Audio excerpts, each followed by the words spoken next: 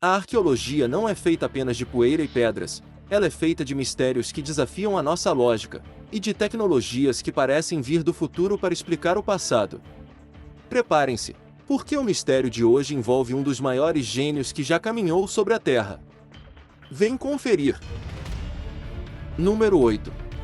Cabeça de divindade romana, Roma.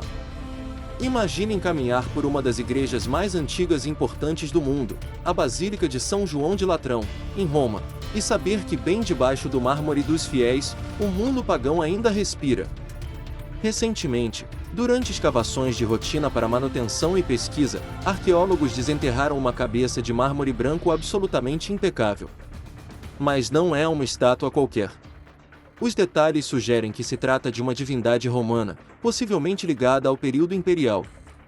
O que intriga os pesquisadores é o local do achado. Ela estava em camadas estratigráficas que datam de antes da construção da Basílica Cristã, em uma área que antes servia como quartel para a guarda de elite do imperador Septímio Severo.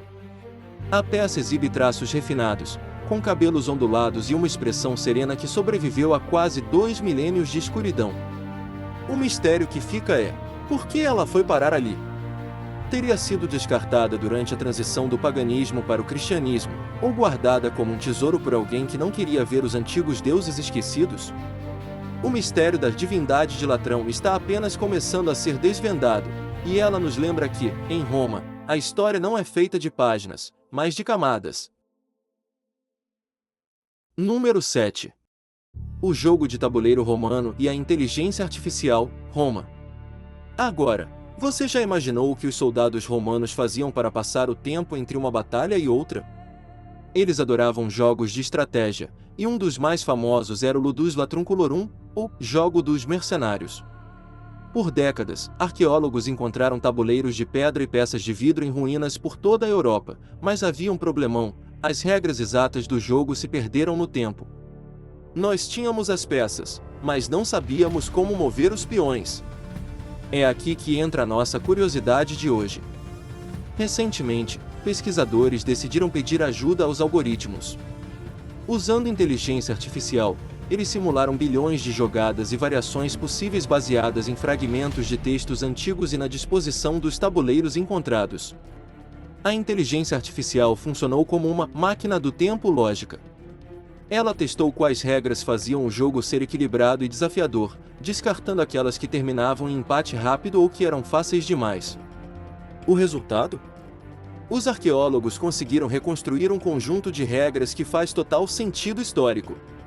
Descobriu-se que era um jogo de cerco e captura, muito parecido com o xadrez moderno, onde a astúcia era fundamental para encurralar as peças do adversário. Isso é fascinante porque mostra que a inteligência artificial não serve apenas para criar imagens ou textos, ela é uma ferramenta arqueológica poderosa que consegue preencher as lacunas de silêncio deixadas pela história. Número 6. O mistério de Mitra, Baviera. Imagine caminhar por uma cidade moderna da Alemanha e tropeçar em um portal para um culto secreto de 1800 anos. Foi isso que arqueólogos encontraram em Gunzburg, o mais antigo santuário de Mitra da Baviera. O mitraísmo era uma religião fechada, popular entre soldados romanos. Como não deixou textos sagrados, tudo o que sabemos vem de achados arqueológicos como esse. O templo, ou mitreu, ficava na antiga Guntia, perto de uma importante junção de estradas, sinal de que servia como ponto de encontro para oficiais e viajantes nas fronteiras do império. Era um culto de lealdade, força e rituais feitos na penumbra. Os templos de Mitra, chamados de mitreus, tinham um design único. Eram retangulares, estreitos e muitas vezes semi-subterrâneos para imitar uma caverna. O coração da descoberta é um altar de pedra incrivelmente preservado. Nele, há uma inscrição que menciona um beneficiarius, um oficial romano de alto escalão. No local, foram encontrados restos de ossos de animais e fragmentos de cerâmica. Isso confirma que os membros do culto realizavam jantares cerimoniais. Datado do período de consolidação romana no Danúbio, o santuário mostra que o culto acompanhava as legiões de perto. Como muitos outros, foi abandonado com a ascensão do cristianismo, permanecendo enterrado como um retrato intacto da transição entre o velho e o novo mundo religioso. O que você achou dessa descoberta? Deixe nos comentários. Número 5. O local inesperado, Cambridge. Essa descoberta ocorreu durante obras de infraestrutura perto de Cambridge. Embora a região já fosse conhecida por assentamentos saxões, a vala comum com características nórdicas traz novas pistas sobre a presença viking no leste da Inglaterra, palco de conflitos nos séculos 9 e 10. A vala contém vários esqueletos dispostos de forma desorganizada, indicando um evento violento e repentino, possivelmente uma batalha ou execução. Entre eles, destaca-se um homem apelidado de Gigante, com cerca de 1,85 metros a 1,90 metros, altura incomum na época. Seu crânio apresenta um furo circular feito por trepanação, antiga técnica cirúrgica. Sinais de cicatrização mostram que ele sobreviveu por meses ou anos após o procedimento, revelando conhecimento médico surpreendente para o período. Análises de isótopos indicam que muitos dos mortos vieram da Escandinávia, confirmando que integravam uma força de invasão ou colonização. Os ossos também apresentam traumas de batalha sem sinais de cura, sugerindo mortes em combate.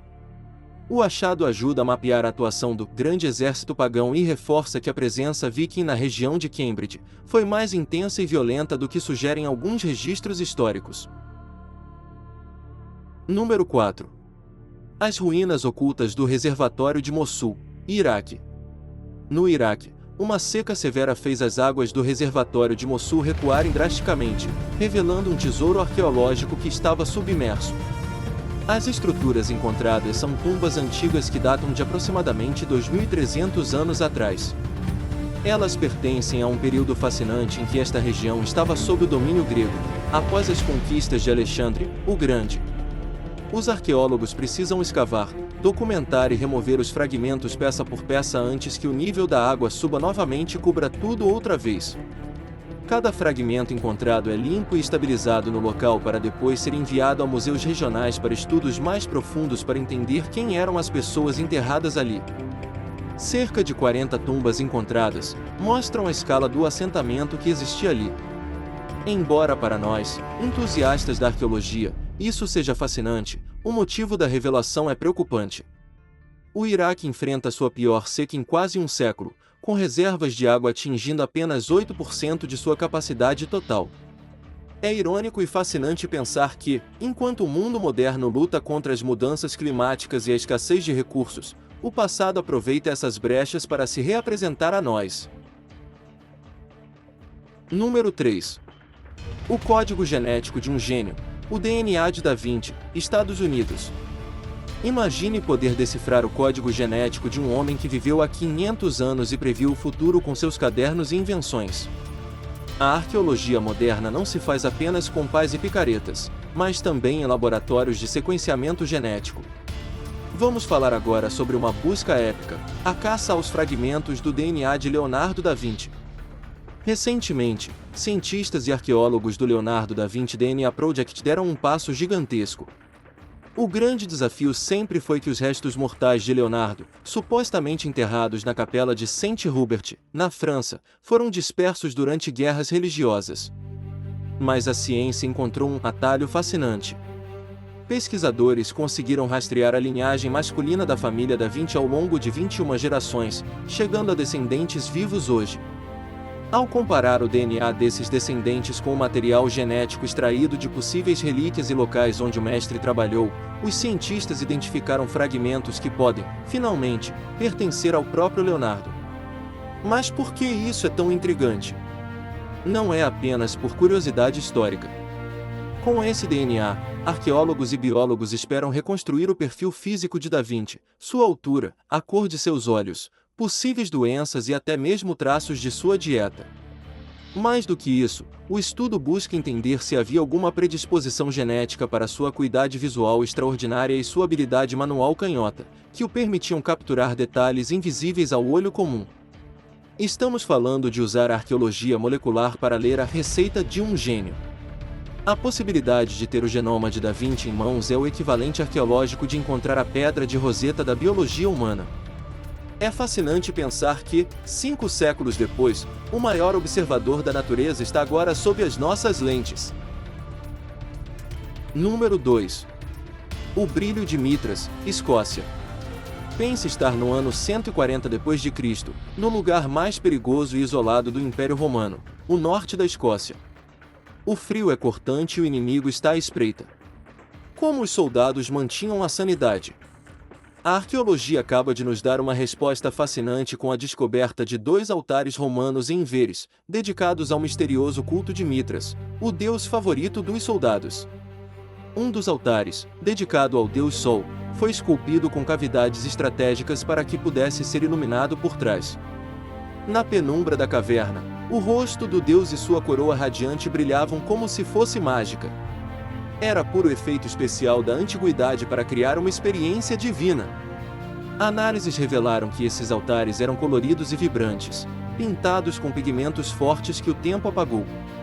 Sabemos até quem foi o patrocinador dessa obra, um centurião chamado Gaius Cassius Flavianus. Ele gastou uma fortuna para trazer luxo e espiritualidade para o fim do mundo, mostrando que Roma não queria apenas conquistar terras, mas também fincar sua cultura e seus deuses no solo escocês. Esses altares são o registro mais ao norte desse culto em todo o Império, provando que a fronteira na Caledônia era muito mais sofisticada do que os livros de história contam. Número 1. O segredo de 2000 anos, Turquia. Nossa última descoberta do vídeo de hoje está reescrevendo o que sabíamos sobre a logística do mundo antigo, o porto fluvial de Trabzon. Imagine caminhar por uma rua movimentada e não ter ideia de que, exatamente 8 metros abaixo dos seus pés, existe uma megaestrutura de 2000 anos. Em Trabzon, na Turquia, arqueólogos descobriram um porto fluvial ligado ao riacho Kuzgundere. É o terceiro porto fluvial desse tipo conhecido em todo o mundo. Diferente dos portos marítimos comuns, este era um sistema interno complexo, indicando que a antiga cidade de Trapezus, como era chamada no período grego e romano, tinha uma logística muito mais avançada do que imaginávamos. Não era apenas sobre o mar, era sobre levar os navios para dentro da terra firme para maior segurança e eficiência comercial. Foi desenterrada uma muralha de cais com 135 metros de comprimento e impressionantes 2 metros de espessura. Esse paredão de pedra servia para atracar embarcações que vinham do Mar Negro. O mais curioso são os detalhes arquitetônicos. Foram encontrados 2 grandes portões. Um deles é perfeitamente arqueado, típico da engenharia romana, enquanto o outro parece ser ainda mais antigo, sugerindo que o porto foi reformado e utilizado por diferentes civilizações ao longo dos séculos. Isso mostra que Trabzon não era apenas um ponto isolado, mas o coração de uma rede de comércio internacional que movimentava mercadorias preciosas, cerâmicas e, claro, histórias, por todo o Mar Negro. Ficou curioso sobre o que mais pode estar escondido sob as grandes cidades do mundo? Então se inscreve no canal para não perder nenhuma novidade.